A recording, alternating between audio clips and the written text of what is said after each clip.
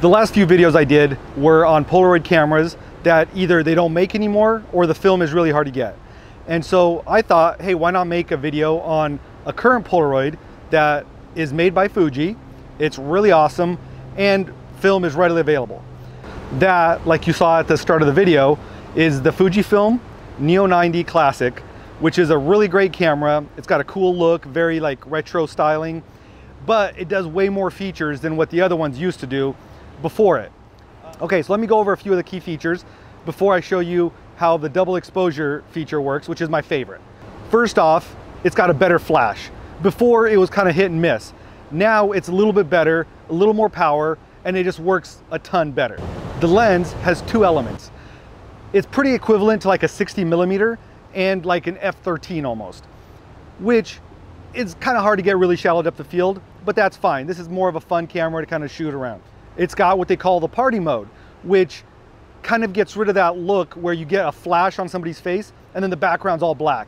What this will do is it'll allow some of the background stuff to come through, even if it's dark or if it's inside somewhere, which is a really cool feature. Next, they have kids mode, which is really cool for fast moving subjects, not just kids. It works on panning with cars, like action sports stuff, all kinds of cool things that could be used for. Next, we have brightness control, which was one of my biggest pet peeves with the other ones. So this one, you have two levels that you can go up in lightness and one in darker.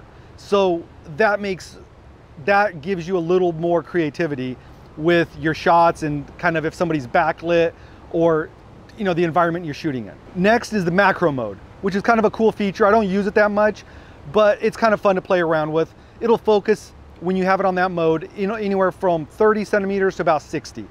And so it's kind of cool if you want to do close-up stuff or just something different. Next one, which is kind of cool, is bulb exposure. That one lets you have the shutter open for up to 10 seconds, which again, nighttime stuff, creative stuff where you want to have a little bit of movement, motion blur, is really great and fun to use. And of course, my favorite, the double exposure. It takes a little practice to get it down, but once you do, it's super fun. And one of the photos that I took a while back won a contest because of the double exposure and kind of the look it had. And to top it off, the camera's only about 150 bucks. You can find it online, that or lower, pretty much anywhere. And that makes it really accessible. The film's actually really inexpensive, especially since Fuji still makes it, and it's they're kind of like wallet size, so they fit in a wallet. I've used it on occasion on shoots where, with kids or other people, where I can just take a shot and give them something to have from the shoot right there, right away. It's really fun and people really enjoy it. They'll put it in their wallet, they're just really fun. I had a friend recently use it for a photo booth at their wedding, and they just had it set up and people could do all kind of goofy stuff. And you had these things that you can just take home with you right at the wedding, which was great. It was fun. People enjoyed it. So what I'm gonna do is I'm gonna shoot a few things around the city here. I'm gonna shoot some stuff with my wife. I'm gonna shoot some double exposures. And then at the end, you'll kind of see them. The one things you wanna keep in mind though with the double exposure is you wanna hit the darken button and keep that on, because since you're taking two exposures, if you don't do that, it'll overexpose it. So I always keep the darker button on, and then I do the double exposure, take two shots.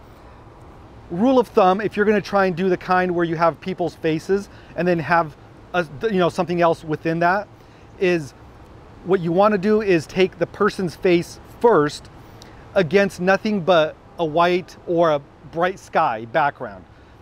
That's a good way to start off. And then your second shot will fill in all that person's face or features with whatever you're shooting. And it's just a little bit of experimentation. And then you can get some really cool, unique stuff. I'll show you some examples. And then there's no like right or wrong way to do it. So it's just whatever you like and kind of the look you like. So one of the things I do to save money is I buy it in like a twin pack like this. That way you can get the cost of each one of the frames for like 75 cents or less. So it makes it really not that expensive to shoot. It makes it, it's a fun thing. So it comes in a twin pack. Usually you just open it up and then you got your two films. You take one out. And so this is what it looks like. It usually got a little tab up here where you tear that down. And then this is what it looks like. The cool thing is it's got a yellow tab on that top side. So that tells you exactly how to line it up with the camera. And then this side is where the pictures are going to be. Right now it's got a protective plastic cover, but as soon as you put it in the camera, it pops that out and you're ready to shoot automatically. Yeah. All right guys, so this is how you load the Instax. You got a lever up here, just push that down, this pops open. Here's the old one, and see, here's that tab that I was telling you about that lines up. Just take and pull this one out, and you can see underneath there's another yellow tab. So then all you got to do is take your other one, pretty much line it up right there, close this, and then here comes the other piece. This is the plastic protective cover. So now you are ready to shoot with this thing. The on power is right here, of course, and then the lens comes out, which is kind of cool. I like it. It kind of protects the lens a little bit when you're not shooting. And then when you are, it comes right out. Really fun. The other cool feature with this camera is when you're shooting horizontal like this, you have your shutter release here. When you're shooting portrait like this, you have another shutter release there that you can use, which is great because it's a lot easier to hold in your hand.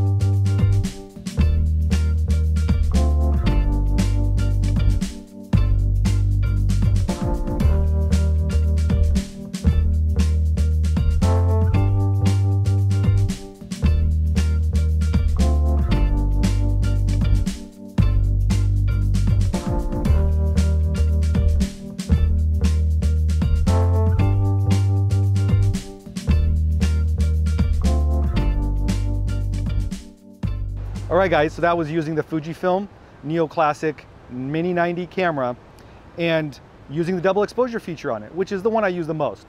And just wanted to kind of give you guys a feel for, you know, how that works and kind of give you some tips to start you off where you're not wasting a ton of film trying to figure it out. All right guys, so like always, you can check previous videos here, or you can check the subscribe here. And then that way you can keep up with all the stuff going on a weekly basis. Check my Instagram, go through my website, everything's linked up there where you can check into my Instagram, to my YouTube, to my Twitter, and like my Instagram, I update that daily. So that way you can see a little bit behind the scenes and kind of what's going on and some examples of what I'm talking about. So until next time, I'll see you guys then.